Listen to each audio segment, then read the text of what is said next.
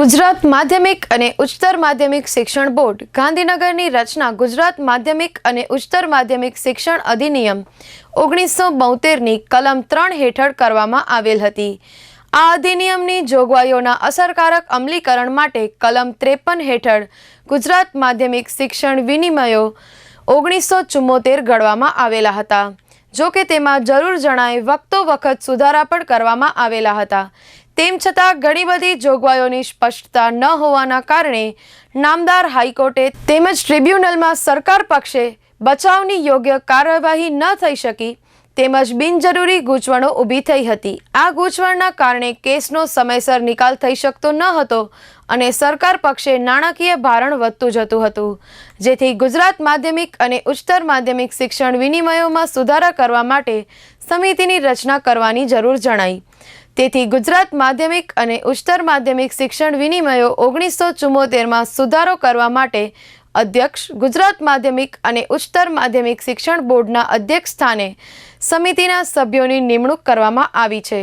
આ પ્રકારની વિનિમય 1974 સુધારા સમિતિમાં કચ્છ જિલ્લા શિક્ષણ અધિકારી શ્રી સંજયભાઈ પરમાર સાહેબની પણ સભ્ય તરીકે નિયુક્તિ કરવામાં આવેલ છે, જે સમગ્ર કચ્છ માટે ગૌરવની વાત છે।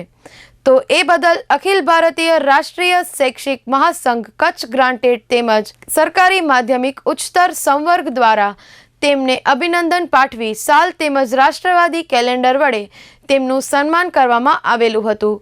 આ તકે રાષ્ટ્રીય શૈક્ષિક મહાસંઘ માધ્યમિક સરકારી રાજ્ય તેમજ જિલ્લા અધ્યક્ષના નયનભાઈ વાંઝા, જિલ્લા માધ્યમિક ગ્રાન્ટેડ અધ્યક્ષ તેમજ પ્રાંત સહસંગઠન મંત્રી અલ્પેશભાઈ જાની, જિલ્લા સરકારી માધ્યમિક મહામંત્રી શૈલેન્દ્રસિંહ જાડેજા, માધ્યમિક ગ્રાન્ટેડ વરિષ્ઠ ઉપાધ્યક્ષ ચેતનભાઈ લાખાણી, કોષાધ્યક્ષ કીર્તિભાઈ પરમાર ઉપસ્થિત રહેલા હતા, એવું રાષ્ટ્રીય શૈક્ષિક મહાસંઘ કચ્છ ગ્રાન્ટેડ માધ્યમિક પ્રચાર પ્રમુખ કિશનભાઈ પટેલની યાદીમાં જણાવાયેલું હતું।